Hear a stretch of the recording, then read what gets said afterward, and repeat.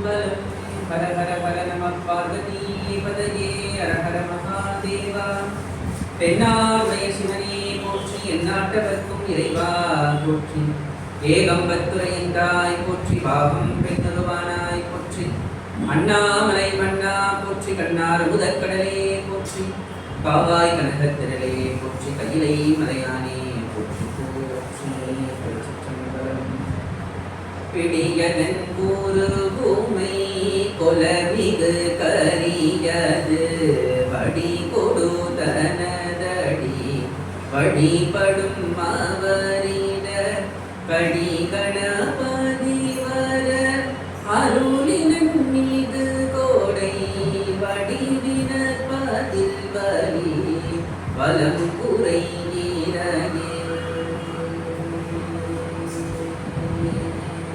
வலம் குறையீரையே. சிவ சிவ என்றில வினையாளரு சிவ சிவ என்றிட நீவினை வாழும் சிவ சிவ என்றிட தேவருமாறு சிவ சிவ என்ற சிவகதிதானே.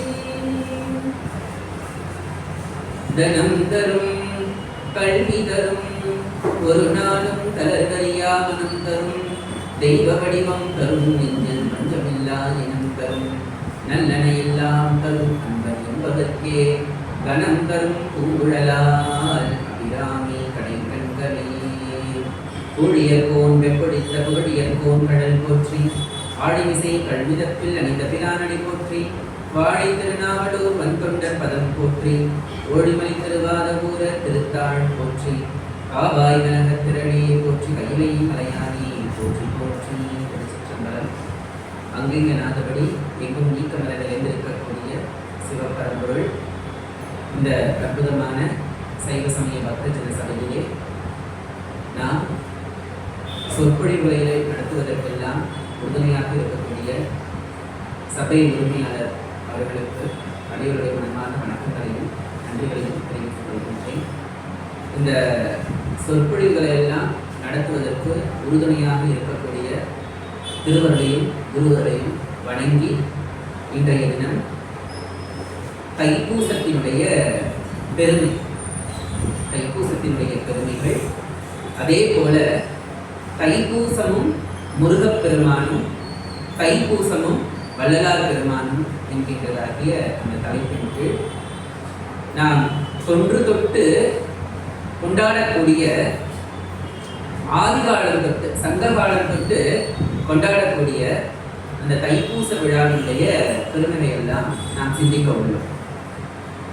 இப்படியாக நமக்கு கிடைக்கப்பெற்ற ஆதாரம் எதுவென்றால், நம்முடைய ஞானசம்பந்த சுவாமிகள் மயிலாப்பூருக்கு வராரு. அதாவது திருவொற்றியூர்ல இருந்து திருமயிலைக்கு வராரு. அப்பொழுது வாழ்ந்த அந்த சிவனேச செட்டியார் என்ன பண்றாரு, ஞானசம்பந்தர் வருவதற்காக திருவொற்றியூர்ல இருந்து திருமயிலை வரைக்கும் பந்தல் அமைக்கிறார். வாழை தோரணங்களை எல்லாம் கட்டி அவரை வரவேற்கிறார்.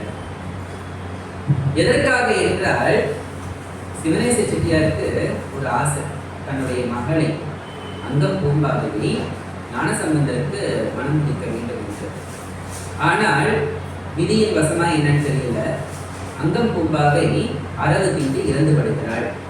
அவளை எரித்து அந்த சாம்பலையும் எலும்புகளையும் ஒரு குடத்திலே இட்டு ஒரு கன்னி மாடத்திலே வைத்து அவளை ஒரு பெண்ணாகவே சிவனேச செட்டியார் பாவித்து வழிபாடு செய்து வருகின்றார். அப்படியாக ஞானசம்பந்த சுவாமிகள் திருமயிலைக்கு வரும் பொழுது இந்த விஷயத்தை கேள்வியுள்ளார், இந்த செய்தியை கேள்வியுள்ளார்.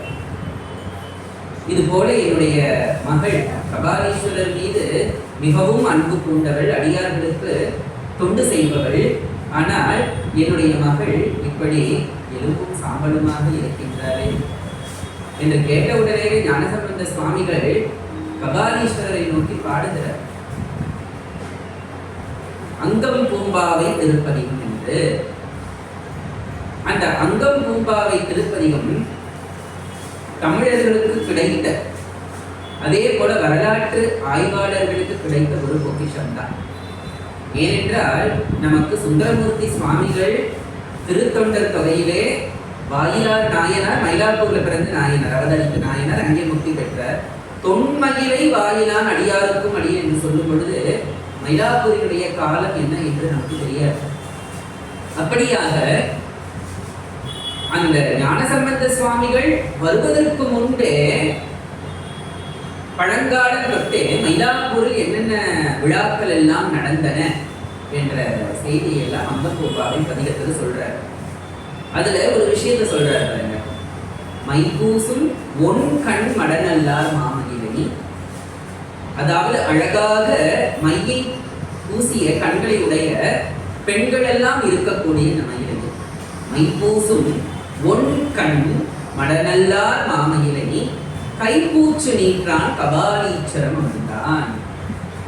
அதாவது அந்த திருநீற்றையே தன் உடல் முழுக்க பூசிக்கொண்டிருக்கக்கூடிய அந்த கபாலீச்சர பெருமான் எங்கு உரைகின்றான் என்றால் திருமயிலகி என்று சொல்கிறார். கைப்பூச்சு நீற்றான் கபாலீச்சரம் வந்தான். நெய் பூசும் ஒன் புழுக்கள் நேரழையார் கொண்டாடும் கைப்பூசம் காணாதே போதியோ கும்பா என்று. அப்போ இந்த ஒரு செய்யுளிலிருந்து நமக்கு என்ன விளங்குகின்றது என்றால், தைப்பூசத்தை, தைப்பூச விழாவை நம்முடைய மக்கள், நம்முடைய தமிழர்கள் ஆதிகாலம் தொட்டு பழங்காலம் தொட்டு ஒரு வழிபாட்டு நாளாக, ஒரு வழிபாட்டு தினமாக கொண்டாடினார்கள். அதுவும் சும்மா கொண்டாடலை.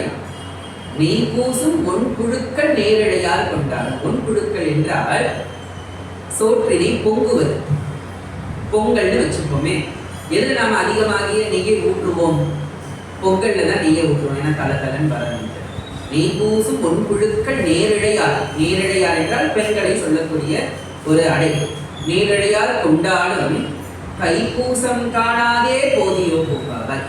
இப்படியாக நெய்யை ஊற்றி பொங்கக்கூடிய, அந்த பொங்கலை வைத்து வழிபடக்கூடிய அந்த தைப்பூச நன்னாளை காணாமல் சென்று விட்டாயே என்பாவார் என்று ஞானசம்பந்த சுவாமிகள் அங்கம் பூம்பாவை நோக்கி பாடுகிறார். என்றால் ஞானசம்பந்தர் சுவாமிகள் காலமே ஒரு 1500 ஆண்டுகளுக்கு முன்பு என்று வைத்துக் கொள்ளலாம்.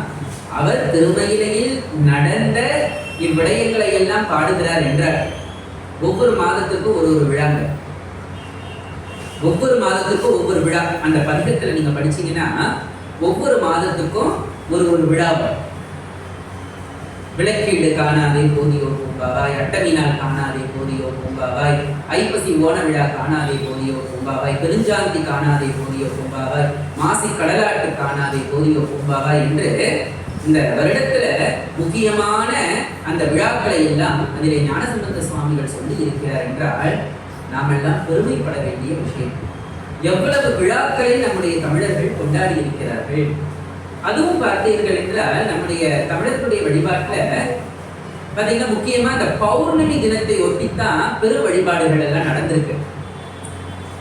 எப்படின்னா இந்த பௌர்ணமி தினம், இப்போ தைப்பூசம் என்று எடுத்துக்கொண்டீங்கன்னா பௌர்ணமியை ஒட்டி தான் வரும். மாசி மகம், மாசி கடலாட்டுன்னு சொன்னீங்கன்னா அது பௌர்ணமியை ஒட்டி தான் வரும். ஒன்று முன்னு ஒன்று பின்ன வரும், இல்லையா அன்றைய தினத்திலேயே வரும். அதே போல மார்கழி திருவாதிரையும் பார்த்தீங்கன்னா இந்த பௌர்ணமியை ஒட்டி வரக்கூடியது. கார்த்திகை தீபம் பௌர்ணமியை ஒட்டியே வருது. ஆக இப்படியாக அந்த முழு நிலவை நாளை ஒரு இறைவனுக்கான நாளாக நம்முடைய பெரியவர்கள் வைத்தார்கள், நம்முடைய பெரியவர்கள் வைத்தார்கள். இப்ப பாத்தீங்கன்னா நமக்கு மார்கழி மாதம், மார்கழி மாதம் உங்களுக்கே தெரியும். எல்லாருமே மார்கழி நீராடல் என்பது மிகவும் விசேஷம். மார்கழி மாதம் அதிகாலையில் எழுந்து, அதுவும் குறிப்பாக பெண்கள் எல்லாரும் எழுந்து நீராடி தத்தம் இறைவர்களை, அவர் சிவபெருமானா இருக்கட்டும், அவர் கண்ணபிரானா இருக்கட்டும், யாராக வேணாலும் இருக்கட்டும், அவரை சென்று தரிசனம் செய்வது என்பது ஒரு நோன்பு முறை. இது ஒரு நோன்பு காலம் தான். இந்த மார்கழி மாதம் என்பது ஒரு நோன்பு காலம். அதனால தான் பெரியவர்கள் இந்த மார்கழி மாதத்தில் எந்த ஒரு விசேஷங்களை செய்வது கிடையாது. ஏனென்றால் இறைவனுக்காகவே ஒதுக்கப்பட்ட மாதம். ஆனால் நாம இன்றைய காலகட்டத்தில் இந்த மார்கழி நோன்பு என்பது மார்கழி 1ஆம் தேதியிலிருந்தே நாம ஆரம்பிச்சிடுறோம். ஆனால் அந்த நோன்பு என்பது எப்பொழுதிருந்து ஆரம்பிக்க வேண்டும் என்றால் இந்த மார்கழி திருவாதிரையில இருந்து தை பூசம் வரைக்கும், அதுதான் அந்த ஒரு மாத நோன்பு காலம் என்று சங்க இலக்கியங்கள் நமக்கு தரவினை கொடுக்கின்றது. அதுதான் மார்கழி நீராடல். இப்போ நமக்கு மார்கழி நீராடல் மட்டும்தான் தெரியும். ஆனால் சங்க காலம் தொட்டே நம்ம தமிழர்கள் கொண்டாடிய இன்னொரு நீராடல் எதுவென்றால் தை நீராடல். தை நீராடல், அந்த தை நீராடல் நோன்பு என்பது எப்பொழுது முடியும் என்றால் தை பூசத்தப்பதான் முடியும். தை பூசத்தப்பு தான் அந்த தை நீராடல் என்பது முடியும். ஆக இப்படியாக நம்முடைய தை நீராடலை பற்றி, எதற்காக நாம் தை நீராட வேண்டும்? அப்ப பாத்தீங்கன்னா நோன்பு என்பது ஏதோ ஒரு குறிக்கோளை அடிப்படையாக வைத்து நோன்பு நோற்பது. எனக்கு இது நடக்கணும், எங்க வீட்டுல இந்த ஒரு மங்களம் நடக்கணும், இந்த ஒரு விசேஷம் நடக்கணும், என் பெண்ணுக்கு கல்யாணம் நடக்கணும், என்னுடைய மகனுக்கு நல்ல ஒரு பெண் வரணும், மணப்பெண்ணா வரணும். இப்படி ஒரு தாய்மார்கள் ஒரு தந்தைமார்கள் என்ன பண்ணுவாங்க, ஒரு குழந்தைகளுடைய நலனை நோக்கி ஒரு விரதம் இருப்பது என்பது. அந்த காலத்துல பெண்கள் எல்லாருமே தங்களுக்கு நல்ல கணவன்மார்கள் வேண்டும் என்று, அது இந்த பிறவில மட்டும் கிடையாது, இனி எத்தனை பிறவிகள் எடுத்தாலும் நல்ல கணவன்மார்கள் வேண்டும் என்று. இந்த காலத்து பெண்கள் எல்லாம் எப்படி நினைக்கிறோம், நாம நல்ல கணவன்மார்கள் வேண்டும் என்று நினைக்கிறோம், அதோடு சேர்ந்து நல்ல சம்பாதிக்கணும்னு நினைக்கிறோம். ஆனால் அந்த காலத்துல காசை பற்றி யாரும் பெருசா கவலைப்பட்டதில்லை. ஆனால் இறைவனை நினைக்கக்கூடிய நல்ல கணவன்மார்கள் வேண்டும் என்று, அந்த ஞான பாதையில் இந்த மனைவியையும் அழைத்து செல்லக்கூடிய நல்ல கணவன் வேண்டும் என்று பெண்கள் எல்லாம் நோக்கி நோக்கிறார்கள் என்று நாம அந்த இலக்கியங்கள்ல பார்க்கிறோம். ஆக இப்படியாக அப்ப பரிபாடல் சங்க இலக்கியங்கள்ல வரக்கூடிய அந்த பரிபாடல் பார்த்தீங்கன்னா தாயருகே நின்று தவ தை நீராடல். அந்த பெண் என்ன பண்றாள், நோன்பு நோக்கக்கூடிய அந்த பெண் தன்னுடைய தாயருகே நின்று தவத்தினை உடைய தை மாதத்திலே நீராடுகிறாள். தவத்தை நீராடல் நீருதி வைகை நதி. இப்படியாக இந்த தை நீராடல் என்பது சங்ககாலம் பதிவு செய்த ஒரு உன்னதமான நோன்பு. இன்னும் பார்த்தீங்கன்னா அந்த காலத்துல காமனுக்கு நோன்பு நோற்பார்கள். காமக்கடவுள், காமவேல் என்று சொல்றோம் பாருங்க, காமன் என்று சொல்றோம் பாருங்க, அந்த கடவுளுக்கு நோன்பு நோற்பார்கள். ஏனென்றால் நல்ல ஒரு வாழ்க்கை துணை அமைய வேண்டும் என்று. ஆக இப்படியாக நம்முடைய சங்க காலத்திலிருந்து இன்று வரை நாம் இந்த தை மாதத்தை ஒரு புனிதமான மாதமாக நாம் கருதுகிறோம். அப்ப பாருங்க, இந்த தை மாதம் என்பது மகர மாதம் என்றும் பெரியவர்கள் சொல்றாங்க. அமாவாசை இல்லை, மகரம். அப்போ இந்த மாதத்துல இந்த தை பூசம் மாசத்துல ஒரு பௌர்ணமிக்கு ஒரு விசேஷம் வச்சுக்கோங்க. அது குறிப்பாக எதற்காக தை பூசத்தை அருளாளர்கள் முக்கியமாக கொண்டாடினார்கள் என்றால் சொல்றாரு பாருங்க. அதாவது தைப்பூச வழிபாடு என்பது அந்த சூரியனும் சந்திரனும் ஒரே நேரத்தில் இருக்கக்கூடிய அந்த நேரம். அதாவது சூரியன் உதிக்கும் போது சந்திரனும் அங்க இருக்குமா, சூரியன் உதிக்கும் போது சந்திரனும் அங்க இருக்குமா. இப்ப இந்த கடகராசிக்காரர்கள் சொல்றோம் பாத்தீங்களா, இந்த கடகராசி 3 நட்சத்திரத்துல இருக்குங்க. ஒண்ணு புனர்பூசம், இன்னொன்று பூசம், இன்னொன்று ஆயில்யம். ஆக இப்படியாக அந்த பூச நட்சத்திரத்தில் சந்திரன் அதாவது பிரகாசமாக ஜொலிக்கும். அந்த தினத்துல அந்த பூச நட்சத்திரத்துல சந்திரன் பிரகாசமாக ஜொலிக்கும். ஆகவே இதெல்லாம் ஒன்று கோலக்கூடிய அந்த தினத்தை தான் பெரியவர்கள் அன்றைய தினம் தைப்பூச நன்னாள் என்று கொண்டாடினார்கள். என்னது, தைப்பூச நன்னாள் என்று கொண்டாடினார்கள். அப்படியாக இன்னும் பார்த்தீங்கன்னா ஆதி காலத்துல இப்போ நாம புராணங்களை எல்லாம் எடுத்துக்கோமே. இப்போ சிதம்பரத்துல வியாக்கிரபாதர் பதஞ்சலி முனிவர் சிவபெருமானினுடைய திருநடத்தை காணுவதற்காக தவம் செய்கிறார்கள். அப்பொழுது சிவபெருமான் அந்த நடராஜ மூர்த்தி அவர்களுக்கு தன்னுடைய திருநடனத்தை காட்டுவதற்காக எப்பொழுது வந்தார் என்றால், இதே போல ஒரு தை மாதத்தில் வரக்கூடிய பூச நட்சத்திரம், அதுவும் குறிப்பிடத்தக்க விதமா சித்த யோகத்தை, நமக்கு நிறைய யோகங்களை சொல்லுவாங்க. ஒவ்வொரு தினத்திலையும் ஒவ்வொரு யோகத்தை பத்தி சொல்லியிருப்பாங்க. அப்படியாக நம்முடைய நடராஜமூர்த்தி பார்த்தீங்கன்னா தை மாதத்தில் வரக்கூடிய அந்த பூச நட்சத்திரத்தில் சித்த யோகத்தில் பதஞ்சலி முனிவருக்கும் வியாக்கிரபாதருக்கும் தன்னுடைய திருநடன காட்சியை தந்திருக்கிறார். அதே போல நம்முடைய சிதம்பரத்தில் மட்டும் இல்லாது நம்முடைய தமிழர்களுடைய தொன்மையான என்பது முருகப்பெருமானுடைய வழிபாடு. அப்போ முருகப்பெருமானுக்கும் தைப்பூசத்திற்கும் நிறைய தொடர்பு உண்டு. இப்போ பார்த்தீங்கன்னா நமக்கு தீபாவளி முடிஞ்சு நம்ம மகா ஸ்கந்த சஷ்டி நோன்பினை நோக்கிறோம்.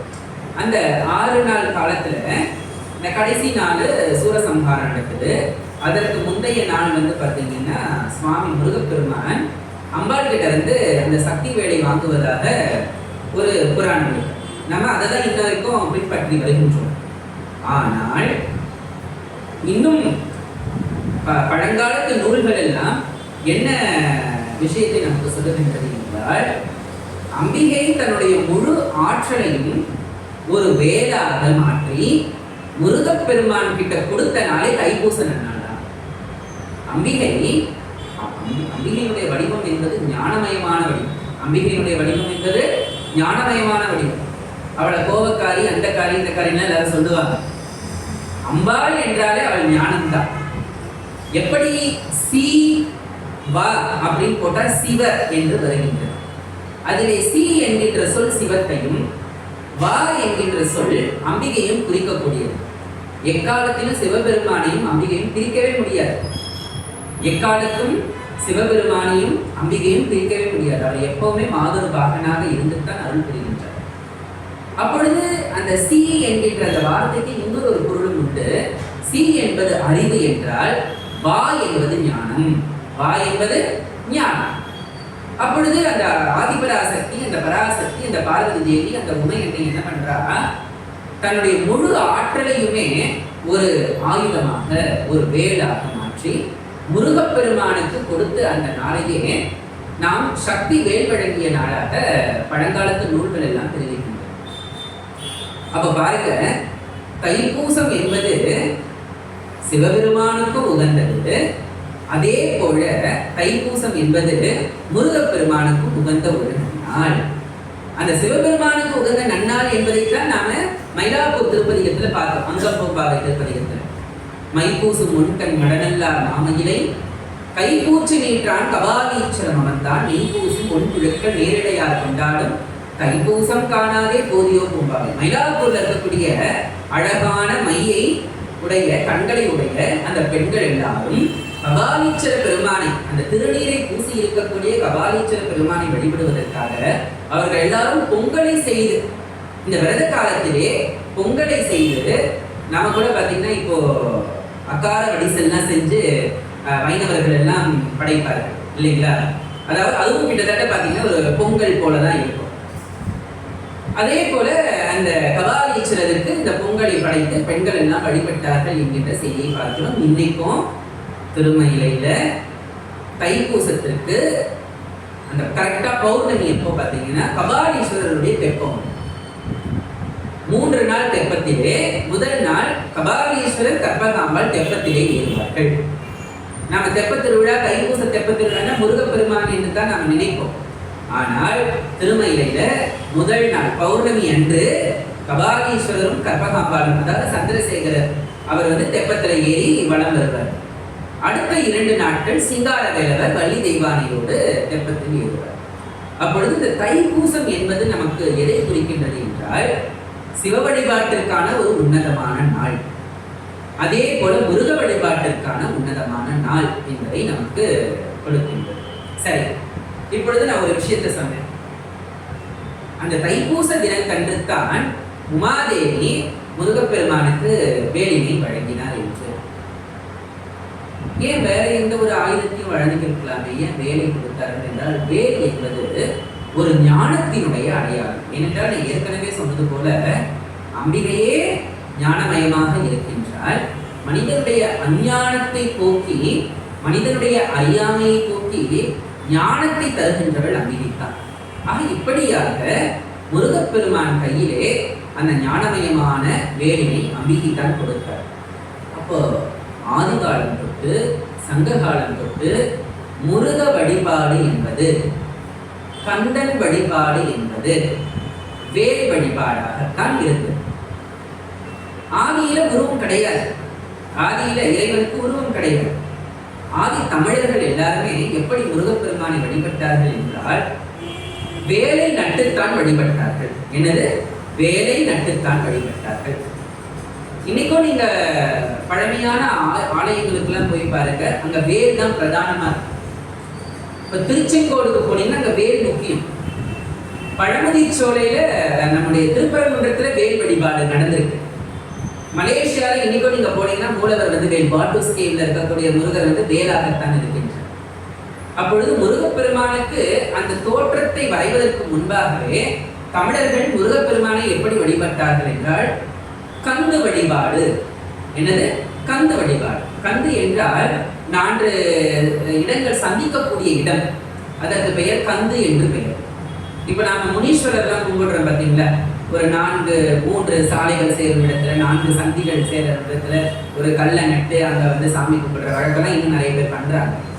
அதுபோல ஆதி காலத்திலே கந்து வழிபாடுதான் இருந்தது முருகனுக்கு.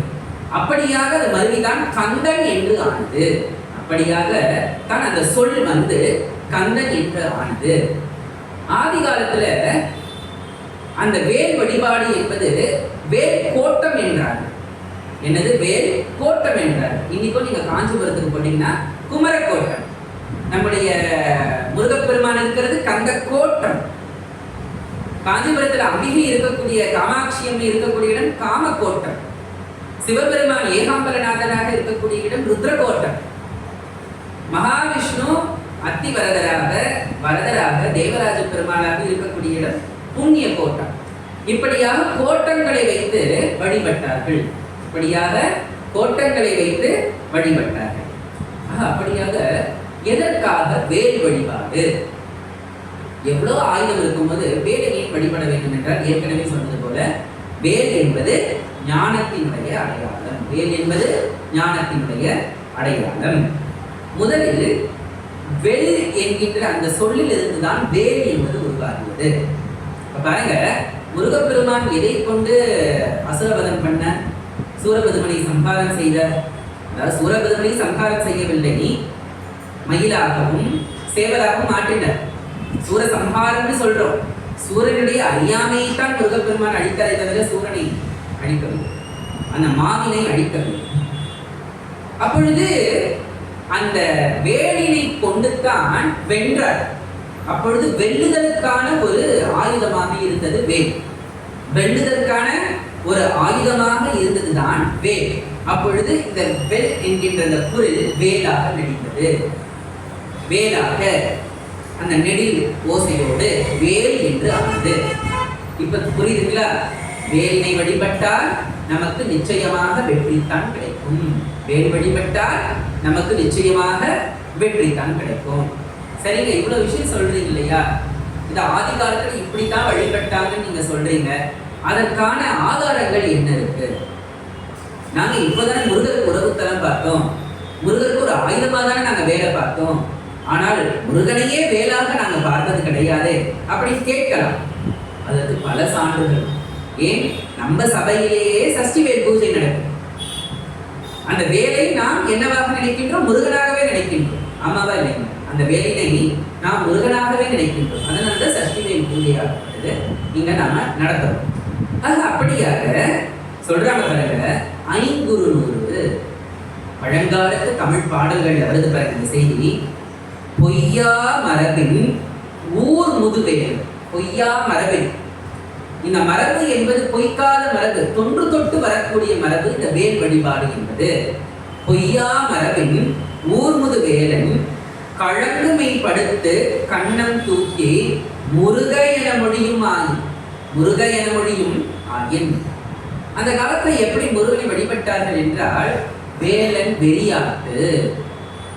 இன்னைக்கு நம்ம சாமி ஆடுதல்னு சொல்றோம் பாத்தீங்களா, ஒரு அருள் வந்து ஆடுதல் என்று சொல்றோம் பாத்தீங்களா.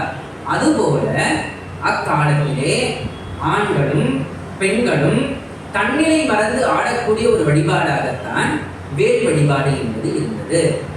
அதைத்தான் சங்க இலக்கியங்கள் வேலன் வெறியாட்டு என்று பதிவு செய்யும். வேலன் வெறியாட்டு என்று பதிவு செய்யும். இன்னைக்கும் பாருங்க, தைப்பூச காலங்கள்லாம் ஆடி திருப்பிகை, முருகனுக்கு ஏதாவது விழா எடுக்கக்கூடிய அந்த காலங்கள்ல பார்த்தீங்கன்னா சின்ன குழந்தையிலிருந்து வயதான முதியவர் வரை ஆடிக்கொண்டே தான் செல்வார். அழகு குத்தி கொண்டு காவடி எடுத்துக்கொண்டு முதுகிலே அந்த சடல் போடுவது என்று சொல்லுவார்கள். கொக்கி போடுவது, கொக்கி போட்டு பறந்து வருவது, வண்டியை இழுத்து கொண்டு வருவது, முருகனுடைய தேரினை இழுத்து கொண்டு வருவது, இதெல்லாமே இன்னைக்கும் எப்போ சங்க காலத்தில் பதிவு செய்த அந்த விஷயங்கள் இன்ன வரைக்கும் திருப்புகள்ல அருணகிரிநாதர் அந்த செய்தியை பாடி இருக்கிறார், எப்படியெல்லாம் முருகப்பெருமானை வழிபட்டார்கள் என்று. அப்போ இந்த விஷயத்தை நாம இந்த காலத்திலையும் நம்ம பார்க்கிறோம். தைப்பூச காலத்துல முருகனுக்காக விரதம் இருந்து அந்த பால் குடம் ஏந்தி அழகு ஏந்தி சடல் போட்டுக்கொண்டு காவடியை ஏந்தி கொண்டு ஆடி வரும். முருகன் என்றாலே ஆட்டம் தான். அதனாலதான் நம்ம காவடி ஆட்டம், பால் குடத்தை எல்லாம் ஏந்தி வரும் பொழுது ஒரு அருள், அந்த அருள் சாமி வர்றதுன்னா உண்மையா அப்படின்னு கேள்வி கேட்கிறவங்க நிறைய பேர் இருக்கிறான். அது பாத்தீங்கன்னா ஒரு நம்பிக்கையின் அடிப்படை தான். நம்பிக்கை இருக்கிறவங்களுக்கு அது உண்மை, நம்பிக்கை இல்லாதவங்களுக்கு அது எப்படியோ. ஆனால் நம்மை மறந்த நிலையில் அந்த இறைவன் நம்மை, அந்த இறை சக்தி நம்மை ஆளுவது என்பது உண்மைதான். ஏனென்றால் நினைச்சு பாருங்க, ஒரு பெண்ணோ ஒரு ஆணோ ஒரு குழந்தையோ இப்ப நார்மலா இருக்கும் பொழுது ஒரு சாலையில நம்ம காட்டு கத்துனாலோ ஒரு வித்தியாசமா செஞ்சாலோ நம்மள என்னன்னு சொல்லிடுவாங்க, பைத்தியம்னு சொல்லிடுவாங்க. ஆமாவா இல்லைங்க? ஆனால் அதே போல இந்த விரத காலகட்டத்துல, இந்த திருவிழா காலங்கள்ல ஒரு பெண் நல்ல உடை உடுத்திருப்பா, ஒரு ஆண் நல்ல உடை உடுத்திருப்பா, அவன் 4 பேர் கை கொட்டி சிரிக்கிறதுக்கு ஆடணும்னு நமக்கு அவசியம் கிடையாது. அந்த பெண்ணுக்கு ஆடணும்ன்றது அவசியமே கிடையாது. ஆமாவா இல்லைங்க? தன்னை மெய்மறந்து ஆடும்பொழுது என்ன வேணாலும் நடக்கும். ஆடை அவளும் அதை கூட அவள் பொருட்படுத்த மாட்டாள், ஆனால் அவள் ஆடுவாள். அப்பொழுது அதுதான் தன்னை மறந்த நிலை. அதை நீங்கள் தெய்வம் என்றும் வைத்துக் கொள்ளலாம், அது பக்தி பரகசத்தின் உச்சம் என்றும் வைத்துக் கொள்ளலாம். தாங்கள் நம்பிய அந்த தெய்வத்தின் மீது அவர்கள் வைத்த அந்த பற்று, தீவிர பற்று அப்படியே உருகுவது, அப்படியே உருகி தன்னை மெய்மறந்து, அதாவது அகம் பிரம்மாஸ்மின்னு சொல்வது போல, தத்துவமசின்னு சொல்வது போல, நீயும் நானும் வேறல்ல, அப்படியே இறைவனோடு ஒன்றி விடுவது. அந்த நிலையில இருக்கும் பொழுது நாம என்ன செய்யறோம் நமக்கே தெரியாது. நாமும் அந்த இறைவனும் ஒன்றி விடுகின்றோம். ஆமாவா இல்லைங்களா? நாமும் அடியவர்கள் ஒரு முறை பாத்தீங்கன்னா தைப்பூசத்துக்கு வடபழனிக்கு போறதுக்கான ஒரு வழக்கம். சாரசாரையா பால் குடங்களும் அழகை ஈண்டி கொண்டு இந்த போகக்கூடிய அந்த காட்சிகளை எல்லாம் அடியவர்கள் ஒரு முறை பார்த்து, உண்மையே சொல்ல போனோம்னா கண் கலங்கி நின்று, ஒரு சின்ன பையன், ஒரு இளவட்டு பையன், ஒரு 17-18 வயசுக்கார், அந்த பையனுக்கு பார்த்தீங்கன்னா அவ்வளவு பெரிய அளவு குத்திட்டு வராங்க. இந்த மேலதாள வாத்தியத்தோட வராங்க. அந்த கோயில் கிட்ட நெருங்கும் பொழுது அந்த சின்ன பையனால கண்ட்ரோலே பண்ண முடியல. அவ்வளோ ஒரு ஆவேசம். ஆடை அவிழ்ந்து விட்டது. உண்மையாவே சொல்ல போனோம்னா ஆடை அவிழ்ந்து விட்டது. கூட இருக்கிறவங்க 4-5 பேர் பிடிக்கிறாங்க. அப்படி ஒரு ஆட்டம், அப்படி ஒரு வேகம்னா, ஒரு இளைஞன் தன்னுடைய ஆடை கூட அவிழ்வது தெரியாமல் தன்னை மெய்மறந்த நிலையில் ஆடிக்கொண்டிருக்கின்றான் என்றால், இதுதான் இறைவன் அவனை ஆடுவது என்பது. இதுதான் இறைவன் அவனை ஆடுவது என்பது. இதெல்லாம் நம்பிக்கை சார்ந்த ஒரு விஷயம். இதெல்லாம் நம்பிக்கை சார்ந்த விஷயம். இதெல்லாம் தமிழர்களுடைய ஒரு வழிபாட்டின் கூறு. அதற்காக தான் இவ்வளவு விஷயம் நம்ம பேசணும்.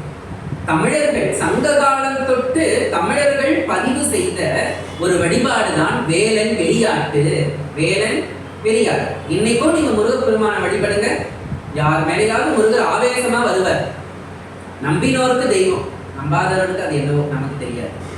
நம்பினோருக்கு தெய்வம் என்பது சத்தியமான உண்மை. நம்பினோருக்கு தெய்வம் என்பது சத்தியமான உண்மை. என்னுடைய தாயார் வழி கொள்ளுப்பாட்டி கூட முருகப்பெருமான் அந்த காலத்துல வருவார், அவங்க மேல முருகர் வருவார் என்கின்ற செய்தியெல்லாம் அடியவளும் கேட்டிருக்கிறார். ஆக அப்படியாக அந்த முருக வழிபாடு என்பது வெறி அறி சிறப்பின் வெவ்வாய் வேறு. அதாவது வெறி என்றால் ஆவேசம் என்று பொருள். இந்த முருகர் வந்தாருன்னா ஆவேசமா வருவார். வெறி அறி சிறப்பின் வெவ்வாய் வேலன் வெறியாட்டு அயர்ந்த காந்தனும் என்று தமிழர்களினுடைய அடையாள நூலாக இருக்கக்கூடிய தொல்காப்பியம் நமக்கு சான்று பகருகின்றது. இப்ப சொல்லுங்க, தமிழர்களுடைய தொன்மை பெருமைக்குரிய வழிபாடு தானே. நம்ம தமிழ்னு சொல்றோம். தமிழருடைய வாழ்வியல் என்று சொல்றோம். அப்ப தொல்காப்பியம் பதிவு செய்த விஷயம் நாம் தானே போற்ற வேண்டும், நாம் தானே இதையெல்லாம் போற்ற வேண்டும். அப்ப தொல்காப்பியம் சொல்லுது பாருங்க, வெறி அறி சிறப்பின் வெவ்வாய் வேலன் வெறியாட்டு அயர்ந்த காந்தலும். அந்த காலத்துல எப்படி அந்த முருகப்பெருமானை வழிபட்டார்கள் என்றால், தூய மணலை பரப்பி, வெண்மணலை பரப்பி, அதிலே அழகாக மலர்களை தூவி, அதன் நடுவிலே வேலினை நட்டு, நல்ல மேலதாள வாத்தியங்களோடு அப்படியே அந்த முருகப்பெருமானை வர செய்வாங்க. வர செய்து தூப தீப ஆராதனை. அதற்கு முன்பு பந்தல் அமைப்பார்கள். பந்தல் அமைத்து சுற்றி காந்தல் மலர்களால் தோரணம் கட்டினார்கள். நல்ல தழைகள், காந்தல் மலர், நம்முடைய தமிழகத்தினுடைய மலர் காந்தல், செங்காந்தல் அல்லவா? அப்ப பாருங்க, அதுதான் காந்தலும். தொல்காப்பியம் சொல்லுது எப்படி வேலன் வெறியாட்டு பண்ணியிருக்காங்கன்னா, வெறியறை சிறப்பின் வெவ்வாய் வேலன் வெறியாட்டு அயர்ந்த காந்தலும். காந்தல் மலர்களை எல்லாம் கொண்டு, அந்த இலைகளை எல்லாம் கொண்டு தோரணம் அமைத்து, பந்தல் அமைத்து, நிலம் பரப்பி, அது நடுவிலே வேலினை சமைத்து, அதை சுற்றி மலர்களை எல்லாம் தூவி, இப்படியாக வேலன் வெறியாட்டு செய்தார்கள். எதற்காக வேலன் வெறியாட்டு செஞ்சிருக்கணும், என்ன காரணம் என்றால், அந்த காலத்துல பெண்களுக்கு ஒரு விதமாகிய நோய் வரும். அது என்ன நோய் தெரியுங்களா? காதல் நோய் என்று பெயர். தன்னுடைய தலைவன் அந்த தலைவியை சேராமல் இருக்கும் பொழுது ஏற்படக்கூடிய ஒரு உளவியல் ரீதியான விஷயம்.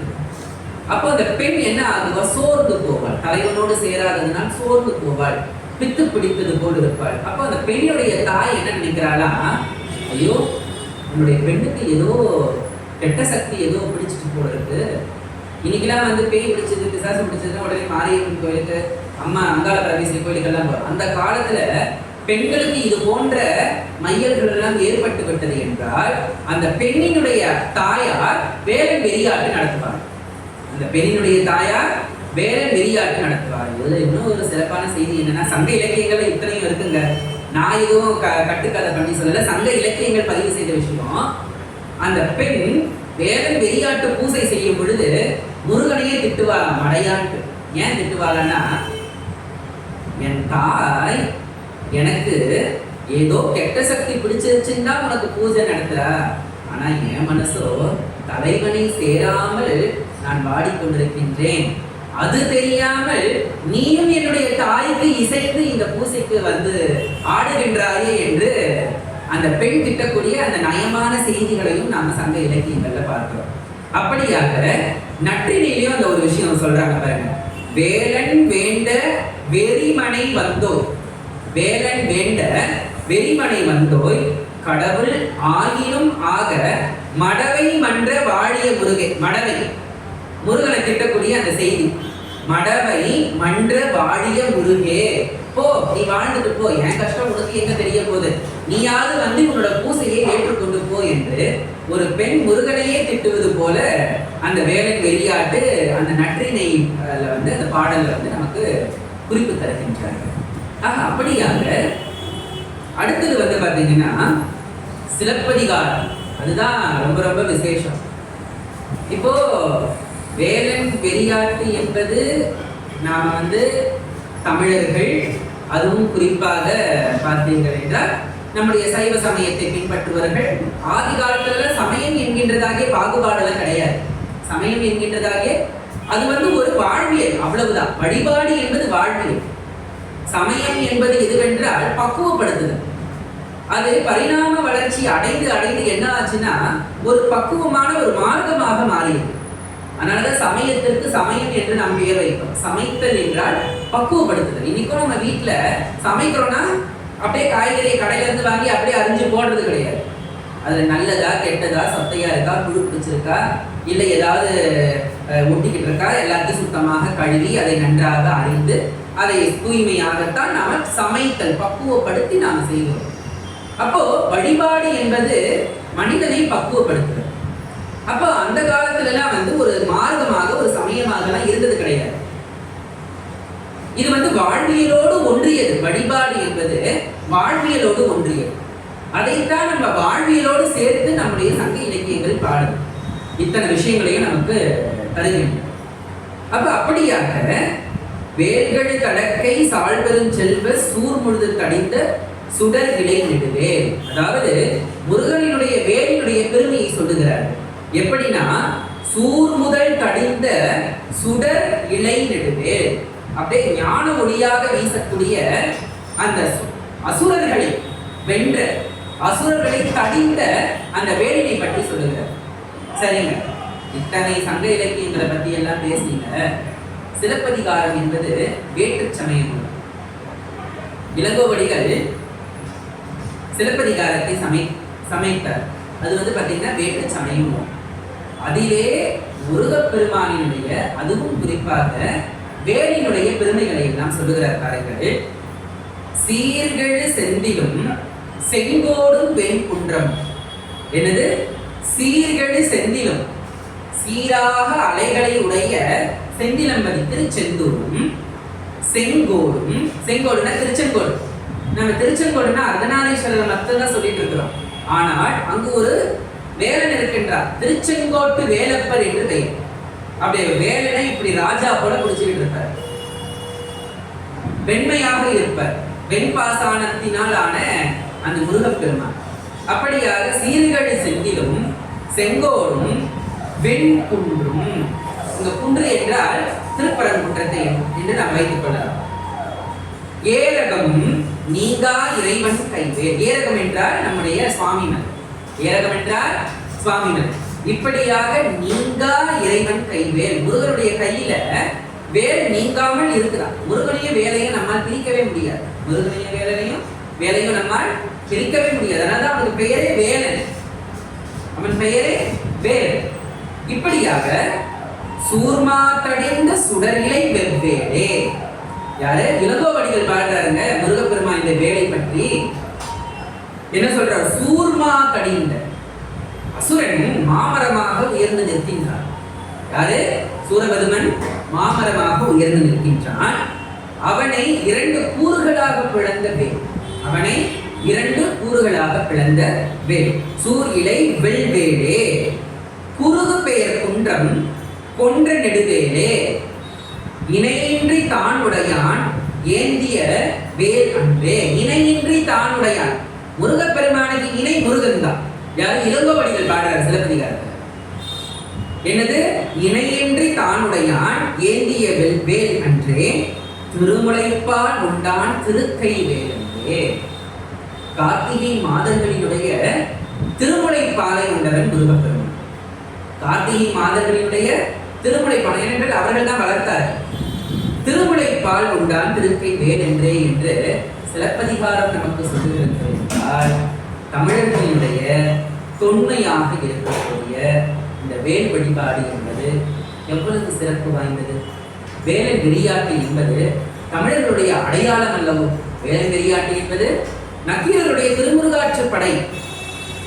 முருகனுடைய பெருமைகளை சொல்லும் பொழுது வேலை வெறியாட்டை சொல்லுகின்றது. இப்படியாக நக்கீரருடைய திருமுருகாற்று படையை சார்ந்த ஒரு வெண்பா இருக்குங்க. அந்த வெண்பாவில அந்த வேலினுடைய சிறப்புகளை சொல்றாங்க பாருங்க. என்னென்ன விதமாகிய வேல்கள் இருக்கின்றன என்றால், வீரவேல், தாரைவேல், விண்ணோர் சிறை மீட்ட வீரவேல். என்னது? வீரவேல், தாரைவேல், விண்ணோர் சிறை மீட்ட வீரவேல், செவ்வேல், முருகப்பெருமானுடைய திருக்கைவேல். எது? சூரர்களிடமிருந்து அசுரர்களிடமிருந்து தேவர்களை காத்தது எதுவென்றால் அந்த செவ்வே பரமனாக இருக்கக்கூடிய அந்த முருகப்பெருமானினுடைய திருக்கைவேல். செவ்வேல் என்றார். 2 வேல் இருக்கிறாங்க. ஒருத்தர் காமவேல், காமனை சொல்லுவது காமவேல், வேலனை செவ்வேல் என்று சொல்லுவார். பாம்பன் சாமிகள் கூட முருகப்பெருமானை செவ்வேல் பரமன் என்றே சொல்லுவார். ஆகவே அப்படியாக செவ்வேல் திருக்கைவேல், வாரி குளித்தவே கொற்றவே, சூர் மார்பும் குன்றும் துளைத்தவே உண்டே நீ. இதை நாம் அனுதினமும் பாடினோமே என்றால் நம்மையும் இந்த வேல் காக்கும். நம்மையும் இந்த வேல் காக்கும். அதாவது வாரி குளித்தவே, அசுரர்களுடைய அந்த சூரசம்ஹாரம் நடக்கும் பொழுது போரில் அனைவரையும் சம்ஹரித்தவே, கொற்றவே. கொற்றவே சூர் மார்பும் குன்றும் கிரௌஞ்ச மலையை பிளந்த வேல் இதுதான். சூரனினுடைய மார்பையும் பிளந்த வேல் இதுதான். மாவினை தடிந்த வேலும் இதுதான். ஆக இப்படியாக இருக்கக்கூடிய அந்த துளைத்த வேல், அதாவது குன்றும் துளைத்த வேல் உண்டே துணை என்று ஒரு பழங்காலத்து வெண்காலத்து கிடைக்கப்பட்டது. ஆக இப்படியாக அந்த தைப்பூச தினத்தன்று வேல் வழிபாடு என்பது, முருகப்பெருமான் வழிபாடு என்பது இன்றைக்கு நேற்று என்பது கிடையாது. சங்ககாலம் தொட்டே பதிவு செய்த ஒரு அற்புதமான வழிபாடு தான் வேல் வழிபாடு, முருகப்பெருமான் வழிபாடு. இப்ப புரியுதுங்களா எதற்காக நாம் முருகப்பெருமானை தைப்பூசத்திலே வழிபடுகின்றோம்? சரி, இது ஒரு புறம் இருக்க, தைப்பூசம் என்பது ஞானத்தை நல்கக்கூடிய ஒரு நாள். தைப்பூசம் என்பது ஞானத்தை நல்கக்கூடிய ஒரு நாள். இதை உணர்ந்த வள்ளலார் பெருமான் என்ன பண்றாரு, தைப்பூசத்துல நமக்கு பூசத்துல இன்னைக்கு நீங்க வடலூருக்கு போனீங்கன்னா ஜோதி தரிசனம். அந்த தைப்பூச நாள்ல தான் அவர் என்ன ஆகுறாரு, ஜோதியாகவே மாறுகிறார். தைப்பூசத்துல தான் அவர் ஜோதியாகவே மாறுகிறார். இன்னைக்கும் நீங்க வடலூருக்கு போனீங்கன்னா சத்திய ஞான சபை, சிற்சபை, பொற்சபை என்று இருக்கும். வள்ளலார் பெருமான் இந்த சத்திய ஞான சபையை ஒரு உடல் ரீதியாக, ஒரு அறிவியல் ரீதியாக அமைத்துள்ளார். ஆமாவா இல்லைங்களா? சத்தியஞான சபை என்பது மனிதனுடைய உடற்கூறு. சத்தியஞான சபை என்பது மனிதனுடைய உடற்கூறு. அங்க பாத்தீங்கன்னா 8 சுவர்கள் இருக்கும். இப்ப இங்க பாத்தீங்கன்னா 4 சுவர் இருக்கு, அங்க வந்து 8 சுவர்கள் இருக்கும். மனிதனுடைய வாழ்வு 8 பிரிப்பது என்பது, அதிலே தொடர் சங்கிலி இருக்கும். மனிதனுடைய மூச்சுக்காற்று என்பது தொடர் சங்கிலி போல. அதே போல சிற்சபை, பொற்சபை, ஞான சபை என்று இருக்கும். அதுதான் சந்திரன், சூரியன், அக்னி. சந்திரன், சூரியன், அக்னி. நான் ஏற்கனவே சொன்னது போல அந்த தைப்பூச நன்னாள் அன்று அந்த சூரியனும் சந்திரனும் அக்னியும் மூன்றும் ஒன்று சேரக்கூடிய ஒரு அற்புதமான நாள். அந்த பூச நட்சத்திரம் கூடிய வேளையிலே ஒரு அற்புதமான ஒரு இயற்கை தொடர்பு அங்க நடக்கின்றது. அப்பொழுது பாருங்க, அந்த சந்திரன் வந்து நமக்கு மன நிறைவை தருகின்றது. அந்த நாளிலே சந்திரன் என்பது நமக்கு மன நிறைவை தருகின்றது. சூரியன் என்பது நமக்கு ஜீவ அறிவை தருகின்றது. சந்திரன் வந்து மனோகாரகன் என்று சொல்லுவார். ஆமாவா இல்லைங்களா? மனம் சம்பந்தப்பட்ட எல்லா விஷயத்துக்கும் சந்திரன் வந்து ஒரு முக்கியமான ஒரு கிரகம். சந்திரன் நீச்சம் இருந்தா அவர்களுக்கு புத்தி பேதலிப்பு இதெல்லாம் வரும்னு சொல்லுவாங்க. ஆனா இந்த தைப்பூசத்து அப்போ நாம இந்த விரதங்களை எல்லாம் மேற்கொள்ளும் பொழுது நம் மனம் சித்த பிரமையிலோ இல்ல ஒரு குழப்பமாகவோ இருந்தது என்றால் அது தெளிவடையும். அப்பொழுது அந்த சந்திரனுடைய அந்த முழு ஒளி பூச நட்சத்திரத்திலே இருக்கும் பொழுது நல்ல பிரகாசிக்குமா சந்திரனுடைய ஒளி. அப்ப பாத்தீங்கன்னா நமக்கு பிடித்த அந்த மனக்கிலேசங்கள், மனக்கவலைகள் இதெல்லாமே நீங்கி நமக்கு நல்ல ஒரு மன அறிவு கிடைக்கும். என்னது? மன அறிவு கிடைக்கும். அடுத்தது பாத்தீங்கன்னா சூரியனும் அப்போ வந்து சந்திக்குது இல்லையா, அப்பொழுது நமக்கு ஜீவ அறிவு கிடைக்கும். என்னது? ஜீவ அறிவு கிடைக்கும். அதே போல நான் சொன்னேன், அக்னியும் அதோடு சேரும் பொழுது ஞான அறிவு கிடைக்கும். இதை உணர்ந்துதான் வள்ளலார் பெருமான் அந்த தினத்திலே இறைவனோடு தன்னை 2 கலக்கச் செய்தார். வள்ளலார் நமக்கு ஒரு அறைகூவலை விடுகின்றார். இது எல்லாமே நாம தெரிந்து கொள்ள வேண்டிய விஷயம். அதாவது மனிதன் அந்த உயர்வான நிலையை எட்டுவதற்கு அந்த சாகா கல்வி, வள்ளலார் சொன்னது சாகா கல்வி, அந்த பிறவா நிலை, மரணமிலா பெருவாழ். நீ வந்து பிறப்பதுனாலதானே உனக்கு இறப்பு என்கின்ற ஒரு விஷயம் இருக்கு. நீ பிறக்காமையே விட்டுட்டீங்கன்னா உனக்கு எங்க இறப்பு வரப்போகுது? மனிதன் எதற்கு அஞ்சுகிறானோ இல்லையோ, எவ்வளோ பெரிய ராசாவானாலும் சரி, எவ்வளோ பெரிய உலகத்தையே கட்டி ஆளுபவனாக இருந்தாலும் சரி, மரண தருவாயிலே அவன் ஒன்றுமே கிடையாது. ஆமாவா இல்லைங்களா? மனிதன் ஒரே ஒரு விஷயத்துக்கு தான் அஞ்சுவான். அந்த மரண தருவாய் என்பது அந்த விஷயம் மாட்டார். அதை உணராத வரைக்கும் தான் மனித ஆட்டம் கொடுக்கும். அதை உணராத வரைக்கும் தான் மனிதனுடைய ஆட்டம். ஆனால் அந்த நேரம் வரும் பொழுது மனிதனுடைய ஆட்டம் அடங்கிவிடும். சரி, இது ஒரு புறம் இருக்கட்டும். அப்போ இந்த மரண வாதனையை நாம் அனுபவிக்கணுமா? வள்ளலார் நம்மளை பார்த்து கேட்கிறார், இந்த மரண வாதனையை நீ அனுபவிக்கணும்னு நீ நினைக்கிறியா? தேவை கிடையாது. அப்பொழுது மரணமில்லா பெருவாழ்வு என்கின்ற ஒரு விஷயம் இருக்கு, அது எனக்கு தெரியும் வா அப்படின்னு கூப்பிடுறாரு. அதற்கு ஒரே ஒரு வழி ஒன்று இருக்கு. அதற்கு பேர் தான் என்னன்னா சன்மார்க்கம். அதற்கு பேர் தான் என்னது? சன்மார்க்கம். நீ அந்த நிலையை எட்டி சிவமாக நீ மாற வேண்டும் என்றால் ஜீவகாருண்யத்தை நீ பின்பற்ற வேண்டும். என்னது? ஜீவகாருண்யத்தை பின்பற்ற வேண்டும். எப்படி என்றால் சொல்றார் பாருங்க, அவர் எப்படி இறைவன் அவரை பணிகொண்டார் என்றால், என்னையும் பணிகொண்டு இறைவா வரமணி தனையிலும் வந்த அருட்பெரும் ஜோதி. வள்ளலார் பெருமான் என்ன சொல்றாரு? என்னை ஆட்கொண்ட இறைவனே, அருட்பெரும் ஜோதியே என்று சொல்லுகிறார். இரவா வரமணி தென்னை மேலேற்றிய சொல்றார் பாருங்க, அருட்பெரும் ஜோதி. அப்போ அவர் மறைவதற்கு முன்பே இந்த அனுபவ நிலையை எட்டிவிட்டார். வள்ளலார் பெருமான் மறைவதற்கு முன்பே, அதாவது ஒளியாக மாறுவதற்கு முன்பே, இறைவனோடு கலப்பதற்கு முன்பே அவர் இந்த அனுபவத்தை பெற்றுவிட்டார். அதைத்தான் பாடலாக எழுதியிருக்கார். இரவா வரமளித்து என்னை சொல்லிட்டார் பாருங்க. கடவுள் அப்பவே அவருக்கு உணர்த்திட்டார், இறைவன் உனக்கு இறப்பு என்பது கிடையாது என்று. இரவா வரமளித்து என்னை மேலேற்றிய, என்னை மேலேற்றிய அறவாழி அந்தனி அருட்பெரும் ஜோதி சாவா நிலையில் தந்தன உனக்கே ஆவா என அருள் அருட்பெரும் ஜோதி என்று பாடுகிறார். அடுத்த ஒரு பாடல சொல்ற பாருங்க, மரண பெரும்பினி வாரா வகை மிகு. மரணத்தை ஒரு பிணி என்று சொல்லுகிறார். ஆமாவா இல்லைங்களா? மரணம் என்பது ஒரு பிணி தான். மரணம் என்பது ஒரு பிணி. மரண பெரும்பினி வாரா வகை மிகு கரண பெருந்திரல் காட்டிய மருந்தே. அப்போ இறைவனை நோக்கி அவர் என்ன சொல்றாருன்னா, மரணம் என்கின்றதாகிய அந்த பிணி அணுகாமல் இருக்கக்கூடிய பெருந்திரள் காட்டிய மருந்தே, இறைவனை மருந்தே என்று பாருங்கள். இறந்தவரை எடுத்திடும் போது அரற்றுகின்றீர் உலகில். அடுத்து சொல்ற பாருங்க, இறந்தவரை எடுத்திடும் போது அழுறோம்.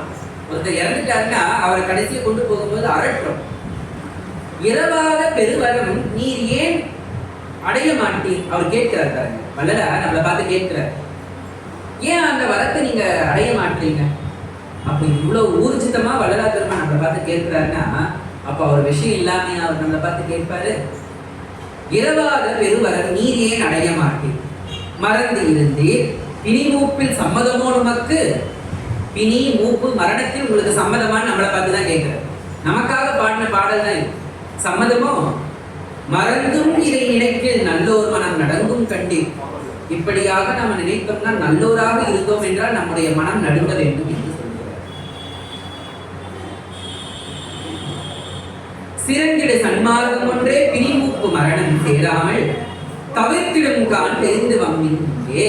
அப்போ சன்மார்க்கம் என்கின்ற ஒரு விஷயத்தான் நமக்கு இந்த பிணி மூப்பு மரணம் ஆகிய விஷயங்களிலிருந்து நம்மை காக்கக்கூடிய, சேராமல் தவிர்த்திடும் கான் தெரிந்து, சேராமல் தடுத்திடும் கான் என தெரிந்து வம்மின் இங்கே வாருங்கள். இங்கே பிறந்த பிறப்பு இதில்தானே நித்தியமே வாழ்வு பெற்றிடலாம். இந்த பிறப்பு சாதாரண பிறப்பு கிடையாது. வள்ளலார் சொல்றாரு பாருங்க, இந்த பிறப்பு சாதாரண பிறப்பு கிடையாது. நீங்க யாரா வேணாலும் இருக்கலாம், ஆணாக இருக்கலாம், பெண்ணாக இருக்கலாம், அழியாக இருக்கலாம், யாரா வேணா இருக்கலாம், உயர்ந்தவராக இருக்கலாம், தாழ்ந்தவராக இருக்கலாம், பணக்காரனா இருக்கலாம், ஏழையா இருக்கலாம். ஆனால் இது அரிது அரிது மானிடராய் பிறத்தல் அரிது பெரியவர்கள் சொல்வது போல இது ஒரு அரிதான பிறப்பு.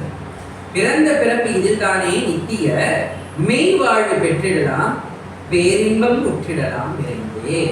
பேரின்பம் உற்றிடலாம் விரைந்தே என்று சொல்லுகிறார். சாகா கல்வி எனக்கு பயிற்சி தந்த சோதியே. அப்போ தைப்பூச நாள்ல வள்ளலார் பெருமான் என்ன ஆகிறாரு? அந்த சித்தி வளாகத்துல தன்னோட அடியார்களுக்குள்ள சொல்றாரு, இனி இந்த தேக உடல்ல நாம இருந்து செய்ய வேண்டிய விஷயங்களை எல்லாம் செய்ய மாட்டோம், சூட்சுமமாகத்தான் செய்வோம் என்று சொல்லி அந்த சித்தி வளாகத்துல உள்ள போய் ஜோதியோடு ஜோதியா கலந்தார். வள்ளலார் தைப்பூசத்துல சோதியோட கலந்தாருன்றத விஷயத்த நம்ம பெருமையா சொல்றோம். நம்முடைய வடலூர்ல சத்தியஞான சபையில 7 திரையை நீக்கி அந்த ஜோதி தரிசனத்தை காட்டுவதை நாம் லட்சோப லட்ச மக்கள் சென்று தரிசிக்கின்றோம். ஆனால் வள்ளலார் பெருமான் எதற்காக இந்த விஷயங்களை எல்லாம் செய்தார்? அதுதான் நாம சிந்திக்க வேண்டிய இந்த தைப்பூச நன்னாளினுடைய சிறப்பு. இத்தனை விஷயங்களை எதற்காக நமக்கு அரைப்பூவல் விடுகின்றார் வள்ளலார் பெருமான்? நான் பெற்ற இன்பத்தை நீங்களும் பெற வேண்டும், நான் பெற்ற இந்த மரணவிழா பெருவாழ்வை நீங்களும் பெற வேண்டும். நான் எப்படி அதே தைப்பூச நன்னாளில் இறைவனோடு ஜோதியாக கலந்தனோ அதுபோல உங்களுக்கும் ஒரு வழி உண்டு. உங்களுக்கு பிறப்பு கிடையாது, அதன் பிறகு பிறப்பு இல்லையே என்றால் இறப்பும் உங்களுக்கு கிடையாது என்று ஆமாவா சொல்றாரு பாருங்க. சிற்சபையும் பொற்சபையும் சொந்தம் எனதாச்சு. வள்ளலார் சொல்ற சிற்சபையும் பொற்சபையும் சொந்தம் எனதாச்சு. தேவர்களும் மூவர்களும் பேசுவது என் பேச்சு. தேவர்களும் மூவர்களும் பேசுவது என் பேச்சு. எச்சமய வாழ்வில் எனக்கு என்ன இனி ஏச்சு? என்னை யார் இதுக்கப்புறம் என்ன திட்ட போறா? என்னை யாரும் எதுவும் பேச போறதில்லை, பேசவும் போறதில்லை. என் பிறப்பு துன்பமெல்லாம் இன்றோடு போச்சு. நினைச்சு பாருங்க, தைப்பூச நன்னால சுவாமி அப்படியே ஜோதியோட கலக்கும் பொழுது அவர் மனதில் எழுந்த பாட்டு இதுவாகத்தான் இருக்கும். ஆமாவா இல்லைங்களா? அவர் மனதில் எழுந்த பாட்டு இதுவாகத்தான் இருக்கும். இச்சமய வாழ்வில் எனக்கு என்ன இனி ஏச்சு? என் பிறப்பு துன்பமெல்லாம் இன்றோடு போச்சு. இனி எனக்கு இந்த பிறப்பு என்கின்ற துன்பம் எனக்கு எதுப்பா? இனி எனக்கு எதுவுமே கிடையாது. நான் தான் இறைவனோடு ஜோதியாக கலக்கப் போகின்றேன். அந்த அருட்பெரும் ஜோதி தனிப்பெரும் கணியில் நான் தான், கருணையில் நான் தான் கலக்கப் போகின்றேன். ஐயர் அருட்ஜோதி அரசாட்சி எனதாச்சு. ஐயர் அருட்ஜோதி அரசாட்சி எனதாச்சு. நானும் அவனும் ஒன்றாக கலந்து விட்டோம். இனி அவனுடைய அரசாட்சி என்னுடைய அரசாட்சி என்று சொல்லுகின்றார். அவனுடைய அரசாட்சி என்னுடைய அரசாட்சி என்று. ஆரணமும் ஆகமும் பேசுவது என் பேச்சு. எய்யுலக வாழ்வில் எனக்கு என்ன இனி ஏச்சு? என் பிறவி துன்பமெல்லாம் இன்றோடு போச்சு. என் பிறவி துன்பமெல்லாம் இன்றோடு போச்சு என்று அந்த தைப்பூச நன்னாளிலே வள்ளலார் பெருமான் ஜோதியாக கண்டார். ஒரு அற்புதம் பாருங்க. ஒரு மானிடராக பிறந்து மகானாக உயர்ந்து தன்னை இறைவனாக உயர்வித்த, நான் வள்ளலார் இன்னைக்கு தன்னை இறைவன் சொல்லிக்கிட்டதே இல்லை. ஆனால் தானும் இறைவனோடு இரண்ட அந்த சோதியாக அவர் எப்படி இறைவனை அருட்பெரும் ஜோதி அருஜோதி தெய்வம் ஏனை ஆண்டு கொண்ட தெய்வம் அம்பலத்தே ஆடுகின்ற ஆனந்த தெய்வம் அருஜோதி தெய்வம் என்னை ஆண்டு கொண்ட தெய்வம் தாயாகி தந்தையுமாய் தாங்குகின்ற தெய்வம் தன்னை நிகர் இல்லாத தனித்தலைமை தெய்வம் வாயார வாழ்த்துகின்றோர் மனத்தமர்ந்த தெய்வம். பாருங்க, தெய்வம் எங்கெங்கெல்லாம் இருக்குன்னு சொல்ற பாருங்க. தாயாகி தந்தையுமாய் தாங்குகின்ற தெய்வம், கண்ணை நிகர் இல்லாத தனித்தலைமை தெய்வம், வாயார வாழ்த்துகின்றோர் மனத்தமர்ந்த தெய்வம். பரசிவ நிலையிலே பாருங்க. இப்படியாக இருக்கக்கூடிய அந்த அருட்ஜோதி தெய்வம் என்னை ஆண்டு கொண்ட தெய்வம். அப்படியாக அந்த அருட்ஜோதியிலே, அந்த அருட்ஜோதி தெய்வமாக விளக்கக்கூடிய அந்த பரசிவத்திலே தன்னையும் ஒரு ஜோதியாக ஐக்கியப்பட்டிருக்கின்ற அந்த தைப்பூசம். அப்ப அந்த ஜோதி என்ற அந்த விஷயம், அந்த சோதி என்பது ஒளி, ஒளி நாதம் விந்து. இந்த அண்ட சராசரமும் எதுவாக இயங்குகின்றது என்றால் இறைவனுடைய அந்த இரு வடிவத்தில் தான். இறைவன் எப்படி இருக்கிறான் என்றால் ஓசையாகவும் ஒளியாகவும் தான் இருக்கின்றான். ஓசை ஒளி எல்லாம் ஆனாய் நீயே, ஏழிசையாய் இசை பயனாய் ஆனாய் அப்படின்ற இறைவனை நாம பாடுவோம். தேவாரத்துல வருது, ஓசை ஒளி எல்லாம் ஆனாய் நீயே. அப்போ இறைவன் ஒளியாகவும் இருக்கின்றான், ஒளியாகவும் இருக்கின்றான். சப்தம், வெளிச்சம், அதைத்தான் பெரியவர்கள் கண்டுதற்கு அருட்பெரும் ஜோதி தனிப்பெரும் கருணை என்கிறார்கள். அருட்பெரும் ஜோதி நினைச்சு பாருங்க. ஒளி, ஒளி என்கின்ற ஒரு விஷயம் இல்லைன்னா இந்த பிரபஞ்சமே கிடையாது, இந்த அண்டமே கிடையாது. ஆமாவா இல்லைங்களா? நமக்கான சூரியன் இல்லைன்னா எப்படிங்க கிரகங்கள் இயங்கும்? கிரகமே சூரியத்துல இருந்து வந்தது தானே, சூரிய குடும்பம் தானே நாமெல்லாம். இப்ப நாம பூலோகத்துல பிறந்திருக்கிறோம். நமக்கு அடிப்படை உணவு என்பது தாவரம். தாவரம் இல்லைன்னா உயிர்கள் கிடையாது, இந்த உணவு சங்கிலி முறை கிடையாது. நாம கூட ஏதோ காய்கறிகளையோ எதையோ ஒன்றத்தை பறிச்சு சாப்பிடுறோம்.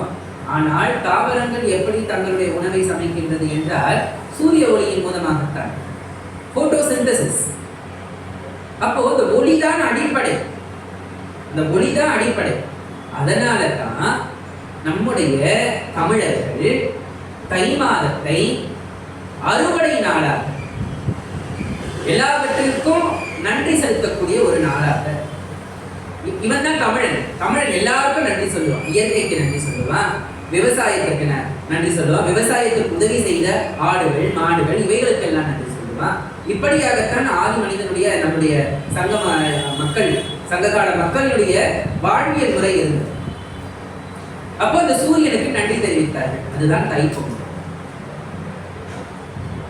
சமய சார்பு அல்லாத ஒரு தமிழருடைய பண்டிகை எதுவென்றால் அது தைப்பொங்கல் தான். ஏனென்றால் அது இயற்கை வழிபாடு, இயற்கைக்கு நன்றி சொல்லக்கூடிய வழிபாடு. ஆக இப்படியாக நமக்கு கண்ணுக்கு தெரிகிற இறைவன் யாருன்னா சூரியன் தான். ஆக அப்படியாக அந்த ஜோதி என்றால் ஒளி. அப்ப இறைவனுக்கு ரெண்டு வடிவம் தான். நாதம் விந்து என்றும் சொல்லுவார்கள், ஓசை ஒளி என்றும் சொல்லுவார்கள், ஒளி ஒளி என்றும் சொல்லுவார்கள். இப்படித்தான் இந்த இறைவனுடைய வடிவம். அப்போ வள்ளலார் பெருமான் இன்னும் ஒரு படி மேல போய் அவர் கலந்த அந்த ஜோதிக்கு பல பெயர்களை கொடுக்கிறார். என்னென்ன பெயர்களை கொடுக்கிறார் என்றால் ஜோதி ஜோதி ஜோதி சுயம், ஜோதி ஜோதி ஜோதி பரம், ஜோதி ஜோதி ஜோதி அருள், ஜோதி ஜோதி ஜோதி சிவம், வாம ஜோதி சோம ஜோதி, வான ஜோதி ஞான ஜோதி, மாக ஜோதி யோக ஜோதி, வாத ஜோதி நாத ஜோதி, ஏம ஜோதி வியோம ஜோதி, ஏறு ஜோதி வீரு ஜோதி. இத்தனை ஜோதிகளாக இருப்பது எதுவென்றால் அந்த ஒன்றாக இருக்கக்கூடிய ஏக ஜோதி ஏக ஜோதி ஏக ஜோதி ஏக ஜோதி என்று வள்ளலார் பெருமான் இருக்கின்றார். பாருங்கள், ஜோதி அந்த ஒளிக்கு ஆதி கிடையாது, அந்தம் கிடையாது. அது எப்பொழுதுமே சுயமாக ஒளிரக்கூடியது. அதனால் தான் ஜோதி ஜோதி ஜோதி சுயம், அது எங்கும் வியாபித்திருக்கக்கூடியது. ஜோதி ஜோதி ஜோதி பரம், அது எல்லாருக்கும் கருணையை கொடுக்கின்றது. ஜோதி ஜோதி ஜோதி அருள், அதுதான் சிவமாகவும் இருக்கின்றது. ஜோதி ஜோதி ஜோதி சிவம். இந்த ஜோதி ஜோதி ஜோதி சிவமாக உயிர்களை காப்பதற்காக என்னென்ன விதமாகிய ஜோதி எல்லாம் மாறுகின்றது என்றால் வாம ஜோதி, சோம ஜோதி, வான ஜோதி, நாத ஜோதி, யோக ஜோதி, வீரு ஜோதி, ஏறு ஜோதி, வாத ஜோதி, வியோம ஜோதி, ஏக ஜோதி ஏக ஜோதி ஏக ஜோதி ஏக ஜோதி என்று வள்ளலார் பாடி முடிக்கிறார். என்றால் அந்த தைப்பூச தினத்தன்று நாம் பார்க்கக்கூடிய சோதி என்பது நம்முடைய அஞ்ஞானத்தை போக்கி ஞானத்தை வழங்கக்கூடிய சோதியாக இருக்க வேண்டும். அந்த வெளியிலே பரபிரமமாக இருக்கக்கூடிய அந்த அருட்பெரும் ஜோதியை, அந்த அண்டத்திலே விளங்கிக் கொண்டிருக்கக்கூடிய அந்த அருட்பெரும் ஜோதியை பிண்டத்திலே நாம் காண வேண்டும். அதற்காகத்தான் தைப்பூச நன்னாள். சூரியன், சந்திரன், அக்னி இது வெளியில கிடையாது, உனக்குள்ளேயே இருக்கு. அதுதான் சிற்சபை, பொற்சபை, ஞான சபை. வள்ளலார் அதைத்தான் வடலூரிலே காட்டினார். வள்ளலார் அதைத்தான், ஒரு மனிதனுடைய ஞானத்தை 7 திரைகள் மறைத்துக் கொண்டிருக்கின்றது. மனிதனுடைய ஞானத்தை 7 திரைகள் மறைத்துக் கொண்டிருக்கின்றது. அந்த 7 திரைகள் விலகிவிட்டது என்றால் மனிதனுக்கு ஞானம் விளங்கிவிடும். இதை தத்துவமாக வடலூரிலே காண்பித்தவர் வள்ளலார். பாருங்க, தைப்பூசம் நமக்கு கிடைத்த ஒரு வரம். மனிதன் தன்னை உயர்த்து கொள்ளக்கூடிய ஒரு அற்புதமான நன்னாள். அதனாலதான் பெரியவர்கள் அந்த காலத்திலேயே தைப்பூச தினத்திலே விரதம் இருக்க வேண்டும், தை நீராடலை செய்ய வேண்டும், தை மாதத்திலே சிவபெருமானை வழிபட வேண்டும். அது ஒரு மங்களகரமான, அந்த தை மகளை நாம் வரவேற்கிறோம். இந்த தை மாசத்துல தான் எல்லா விசேஷங்களையும் பண்ணுவாங்க. தை மாசத்துல வரக்கூடிய எல்லாமே சிறப்பு தான். தை பூசம் சிறப்பு, தை மாதம் வரக்கூடிய பௌர்ணமி சிறப்பு, தை அமாவாசை சிறப்பு, தை வெள்ளிக்கிழமை சிறப்பு, இத்தனை சிறப்புகளை உடையது தை மாதம். மங்களகரமான மாதம். ஏனென்றால் இந்த சூரியன் பார்த்தீங்கன்னா அந்த திசையை நோக்கி ரத சப்தமி எல்லாம் நடக்கக்கூடிய மாதம். தன்னுடைய திசையை மாற்றுவது. தட்சிணாயனத்துக்கு உத்தராயணம். அதே போல மகர சங்கராந்தி நாம பொங்கல் விழாவாக கொண்டாடுகின்றோம். நம்ம இந்திய திருநாட்டிலே பல இடங்களிலே இதை மகர சங்கராந்தி என்று நீர்நிலைகளிலே கும்பிடுவார்கள். ஆக இப்படியாக சிறப்புகளை பெரியதான் இந்த தை மாதம். ஆகவே தை மாதம் என்பது, அதாவது இந்த வழிபாடு என்பது நம்முடைய வாழ்வில் ஒன்றிய ஒரு விஷயம். வழிபாட்டையும் மனிதனுடைய வாழ்க்கையும் நாம் எப்பொழுதும் பிரித்து பார்த்தல் கூடாது. வீட்டில் கூட பார்த்தீங்கன்னா பூஜை அறை இருக்கும். வெள்ளிக்கிழமை மட்டும் திறந்து பூஜை பண்றதுக்கு பேர் பூஜை கிடையாது. அனுதினம் அந்த இறைவனோடு நாம் ஒன்றி வாழ்வதுதான் மனிதனுடைய வாழ்வு. அப்பொழுதுதான் இல்லறம் நல்லறமாக. வழிபாடு என்பது வெறும் வழிபாடாக மட்டும் இருத்தல் கூடாது. மனிதனை அடுத்த நிலைக்கு உயர்த்தக்கூடிய ஒரு வழிபாடாக இருக்கிறது. அதுதான் வழிபாடு. சும்மா சாமிக்கு தீபாரத்தனை காட்டி தேங்காய் உடைச்சு பொங்கலை சாப்பிட்டு போறதுக்கு பேர் வழிபாடு கிடையாது. நாம வழிபாட்டில் இருக்கக்கூடிய ஒவ்வொரு தத்துவங்களையும் உணர வேண்டும். எதற்காக நாம் இதை செய்கின்றோம், எதற்காக நாம் தைப்பூசத்திற்கு விரதம் இருக்க வேண்டும். அப்ப பாருங்க, அந்த மனதில் இருக்கக்கூடிய அந்த கிளேசங்கள், அந்த மனதிலே இருக்கக்கூடிய தொய்வுகள், சோர்வுகள், கலக்கங்கள், இவைகளெல்லாம் நம்மை விட்டு போய்விட்டது என்றால் நம்மளுடைய உடல் ஆரோக்கியமா இருக்கும். நம்ம நல்ல விஷயங்கள் நிறைய செய்யலாம். ஆமாவா இல்லைங்களா? அதுதான் சந்திரன் மன அறிவை கொடுக்கின்றான். சூரியன் ஜீவன், நம்ம உடல்ல இருக்கக்கூடிய ஜீவன், ஓடக்கூடிய அந்த ஜீவசக்திக்கு ஒரு அறிவை கொடுக்கின்றான். இந்த அக்னி என்பது ஞான அறிவை கொடுக்கின்றான். ஆக இப்படியாக இந்த 3 சக்திகளையும் இணைக்கக்கூடிய ஒரு அற்புதமான பூச நட்சத்திரம் வரக்கூடிய ஒரு நன்னாள் தான் தைப்பூச நன்னாள். இந்த அற்புதமான நன்னாளிலே நாம் எல்லாரும் விரதம் இருந்து நமக்கு வேண்டிய தெய்வத்தை, நமக்கு பிடித்த தெய்வத்தை நாம வழிபடலாம். திருவிடைமருதூர்ல கல்வெட்டு இருக்குது. தைப்பூச தினத்தன்று என்ன வழிபாடு பண்ணியிருக்கிறாங்க. திருவாரூர்ல தைப்பூச விரத காலங்கள் அந்த காலத்துல ரொம்ப சிறப்பு வாய்ந்ததாக கருதப்பட்டிருக்கு. சுந்தரமூர்த்தி சுவாமிகளும் பறவை நாச்சியாரும் அந்த காலத்துல தைப்பூசத்தன்று வீதி உலா வருவாங்க. ஆக இப்படியாக தைப்பூச தினத்தை பெரியவர்கள் அந்த காலத்துல கொண்டாடி இருக்கிறாங்க. ஆக அப்படியாக இந்த தைப்பூச நன்னாளை நாம் நம்முடைய நாளாக ஏற்று நாம் நல்ல அந்த நாளை நமக்கு கிடைத்த ஒரு வரமாக ஏற்று, அதனால்தான் தை மாதத்தில் முருகனுக்கு நாம வழிபாடு செய்கின்றோம். தைப்பூசத்தப்ப பார்த்தீங்கன்னா பழனி கேட்கவே தேவையில்லை. தைப்பூசத்திற்கு பெயர் போன ஒரு கோயில் என்றால் நம்முடைய பழனி தான்.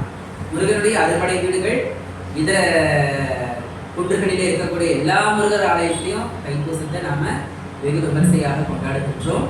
குறிப்பாக பால் குடம் எடுத்து அழகு இப்படியாக வழிபாடுகள் தொன்று தொட்டு நம்முடைய மரபிலே இருக்கக்கூடிய ஒரு விஷயம். நாம் தான் இதையெல்லாம் காப்பாற்றுகிறோம். இந்த வழிபாடுகளை எல்லாம் அடுத்த தலைமுறையினருக்கு நாம் தான் கொண்டு செல்ல வேண்டும். நம்முடைய தொன்மம் என்ற ஒன்று உண்டு. நான் ஏற்கனவே சொன்னது போல தைப்பூசம் இன்னைக்கு நேற்றுக்கு வழிபட்ட ஒரு விழா கிடையாது. சங்க காலம் தொட்டு வழிபடக்கூடிய ஒரு வேல் வழிபாடு. அதுவே ஒரு பரிணமித்து என்று முருகப்பெருமானுடைய வழிபாடாகவும், குறிப்பாக நான் மயிலாப்பூரினுடைய திருப்பதிகத்தை எடுத்துக்காட்டாக சொன்னேன். அது சிவ வழிபாட்டிற்கான ஒரு கூறாகவும் அமைந்திருக்கின்றது என்பதை சொல்லி, இந்த தைப்பூசம் வரக்கூடிய இந்த தைப்பூச நன்னாளை நாம் பக்தி ஸ்ரத்தையோடு, நம் எப்படி வள்ளலார் பெருமான் அந்த ஞானத்திலே உயர்ந்து சிறந்து விளங்கினாரோ அதுபோல நாமும் அந்த ஞான மார்க்கத்தை முன்னோக்குவதற்கான ஒரு படிநிலையாக அமைய வேண்டும் என்று சொல்லி வாய்மொழித்தமைக்கு நன்றி கூறி விடைபெறுகின்றேன். வான்முகில் வழாது பெய்க மணிபடம் சுரக்க மன்னன் பொன்முறை அரசு செய்க குறைவிலா உயிர்கள் வாழ்க நான்மறை அறங்கள் மூங்க நற்றவம் வேதி மல்க மேன்மைக்குள் சைவ நீதி விலகுக உலகம் எல்லாம். மேன்மைக்குள் சைவ நீதி விலகுக உலகம் எல்லாம். பார்வதி பதையே மகாதேவா தென்னாடுடைய சொல்லி போற்றி எந்நாட்டவரும் தெய்வா போற்றி. வெற்றி வேல் முருகனுக்கு அருட்பெரும் ஜோதி, அருட்பெரும் ஜோதி. அருட்பெருஞ்சோதி திருச்சிற்றம்பலம் சைவ சமய பக்தஜன சபை உடைய 120ஆம் ஆண்டு திருமுறை இசை விழா நடக்க உள்ளது. நாளது விசுவாவசு வருடம் தை மாதம் 9ஆம் தேதி முதல் மாசி மாதம் 21ஆம் தேதி வரை, அதாவது ஆங்கிலம் மாதத்தில் 23/1/2026 முதல் 4/2/2026 வரை நம் சைவ சமய பக்த ஜனசபை வளாகத்தில் தினசரி மாலை 6:30 மணி முதல் இரவு 8:30 மணி வரை திருமுறை இசைவாணர்களால் 12 திருமுறை தெய்வமணி மாலை திருப்புகழ் இசை விருந்து நடைபெற உள்ளது. ஒவ்வொரு நாளையும் 23ஆம் தேதி வெள்ளிக்கிழமை திருவாசக சென்னாவலர் தேவார இசைமணி மயிலை பாச குருநாத தேசிகர் அவர்களுடைய திருமுறை இசை நடக்க உள்ளது. அதே போல 24 சனிக்கிழமை அன்று வேதை கீதன் குழந்தை திரு லட்சுமணன் அவர்கள் ஓத உள்ளார்கள். அதே போல 25 அன்று ஞாயிற்றுக்கிழமை பன்னிசை செல்வி தமிழ் இசை குயில் திருமதி மகாலட்சுமி கஸ்தூரி ரங்கன் அவர்களுடைய நிகழ்ச்சி. 26 அன்று திங்கட்கிழமை திருமுறை கலாநிதி முனைவர் திருஞான பாலசந்தர் அவர்களுடைய நிகழ்ச்சி. 27 அன்று திருமுறை கலாநிதி குற்றாலம் திரு கோ சுப்பிரமணியன் ஓதுவார் அவர்களுடைய நிகழ்ச்சி. 28 புதன்கிழமை திருமுறை இசை கலைமணி வி பேச்சியப்பன் ஓதுவார், அவர் அருள்மிகு மருந்தீஸ்வரர் கோயிலினுடைய ஓதுவார், அவருடைய இசை நிகழ்ச்சி. அதன் பிறகு 29 தேவார பன்னிசை மணி க நிர்மல்குமார் ஓதுவார் அவர்களுடைய நிகழ்ச்சி. 30 வெள்ளிக்கிழமை என்று தேவார இசைமணி வடபழனிக்கா அருண் கார்த்திக் அவர்களுடைய நிகழ்ச்சி. 31 சனிக்கிழமை என்று திருமுறை கலாநிதி திரு முருகசுந்தர ஓதுவார் அவர்களுடைய நிகழ்ச்சி. 1, 2 ஞாயிற்றுக்கிழமை என்று திருமுறை கலாநிதி சோ சிவகுமார் ஓதுவார் அவர்களுடைய நிகழ்ச்சி. 2 திங்கட்கிழமை அன்று தெய்வ தமிழிசை செல்வ தேவார இசை கலைமணி தஞ்சை பெரிய கோயில் ஓதுவார் மு சிவனேசன் ஐயா அவர்களின் நிகழ்ச்சி.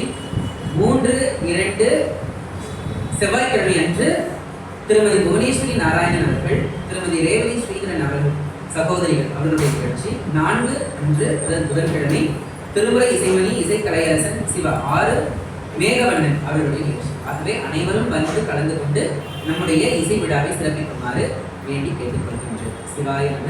திருச்சிற்றம்பலம்.